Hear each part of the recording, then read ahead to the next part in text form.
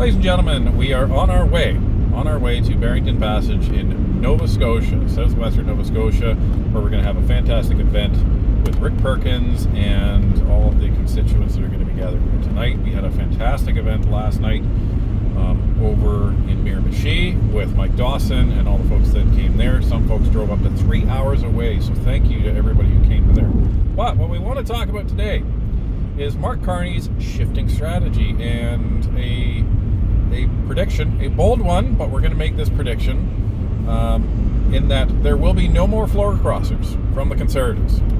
And the reason why we believe that is because a story came out recently where Mark Carney says that he's going to intentionally appoint more Conservative senators to the Senate.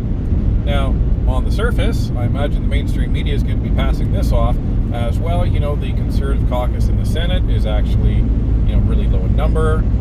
That's why Senator Kousakos has been trying to get more senators from the independent groups to join as well. But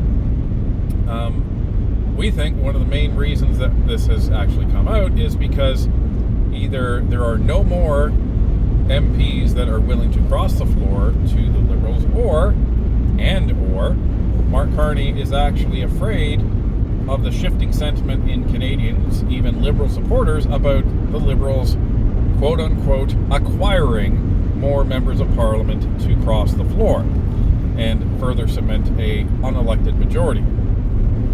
So this is what we think is going to happen. Now, we saw the beginning of this with Martel. He was moved over from the Conservative caucus, and now he's an appointed senator. Although he's not in the Conservative caucus in the Senate, he is in the sitting in one of the independent senators groups, which many of them side with the Liberals anyway, but there it is. So this is very interesting in terms of the dynamics that have shifted within the House of Commons, within the dynamics that have shifted within the Liberal strategy, because at one point they probably thought that they could just bring everybody over, and they are now finding Use the right two lanes that to turn is not the slightly case. right to stay on Nova Scotia 102 South. Pardon my Signs GPS, for Nova everybody. Scotia 101. Now you know Nova exactly Scotia where we 102. are. So we are seeing this play out in real time, where Mark Carney is having to shift his strategy, but I don't think this is going to make him look any better. I actually think this is going to continue to make him look worse, because the narrative continues to be that he's essentially providing incentives to Conservatives or other MPs to abdicate their seats. Now, the benefit to all of this is that at least the Conservatives, or whatever party, is going to be able to refill that seat. So it's the equivalent of the MP stepping down, and there's going to be a by-election. But Mark Carney may be trying to target specific ridings where the polls are actually very close, and he tries to remove a member of Parliament from the opposition party in order to force a by-election for that seat, and then he's hoping that he's actually going to get a Liberal to occupy that seat as a result of that by-election. This is what we think is going on now. So it's a very sneaky and very unprecedented move of a Prime Minister. We have never, ever, ever seen this before. Yeah, I don't think there's ever been a sitting MP who was then appointed to the Senate like that.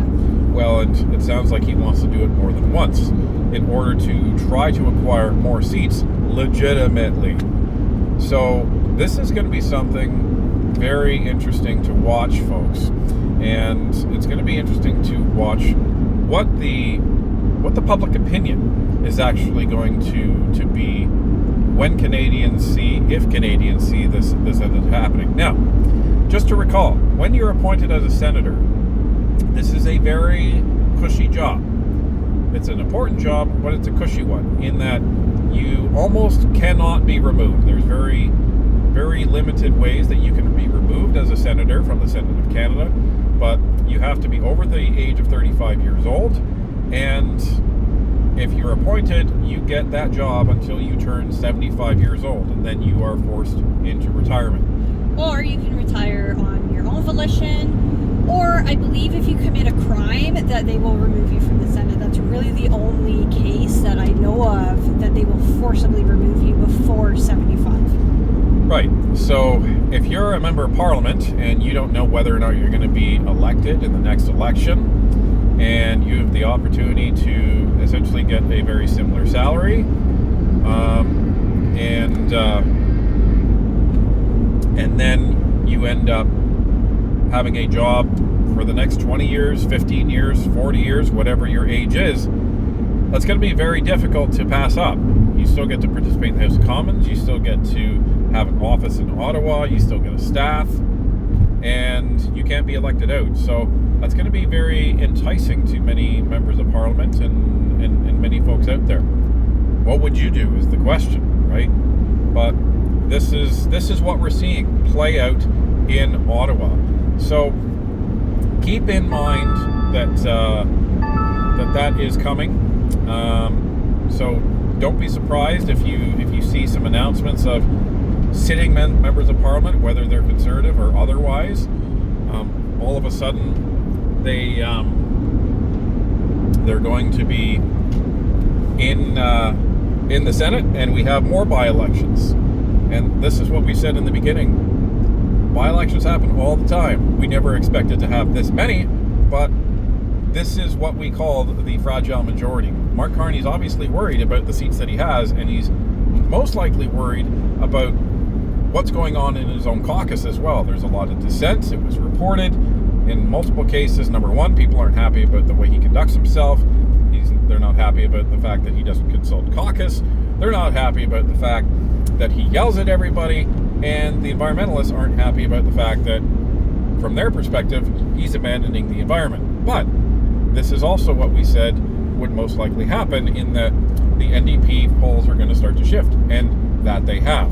And additionally, the way in which these 4 senators were appointed is completely different than how it was done in the past. Now, the Governor General appoints the senators on the advice of the Prime Minister, but the Prime Minister uses the advice typically of a impartial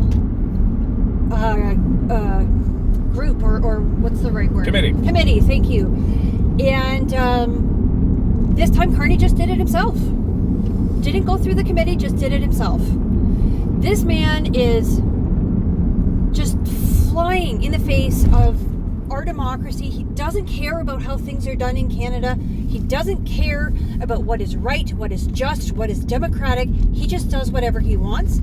And to me, that is the bigger issue here. Well, and this is where it's going to be interesting again to see what the older stock swing voter Canadians call them the boomers that didn't vote, that didn't actually vote for the Conservatives, but they voted Liberal, because Parliament means a lot to them, right? It means a lot to them. It should mean a lot to all Canadians, right? But they were all for King Charles coming over. They loved that because it was the grandiose pomp and circumstance. It was a callback to the earlier times of Queen Elizabeth, and they really respect and have a lot of reverence for Parliament. But this is one example that Tony brings up with some of these senators, like Tom Pitfield, who was the Liberal campaign manager. He didn't actually go through the proper process that was set up under Justin Trudeau. So this is something that we need to keep our eye on, because as he continues not to do the things that are according to Parliament, as he continues to not show up for question period, as he continues to just flagrantly disrespect the institution of Parliament, that is slowly going to tick off a lot of these swing voters that are boomers, that are seniors, that they actually do have a reverence for that, and it's not going to sit well with them to continue to see Mark Carney completely disrespected. So, ladies and gentlemen, there's a lot happening. It's going to be crazy to keep track of it all, but we're seeing the polls slowly start to shift as we anticipated they would. We're seeing the NDP slowly get a vote share back, which we anticipated they would, with the environmentalists getting all irritated with Mark Carney, and it's going to be fascinating to see how this plays out over the next few months.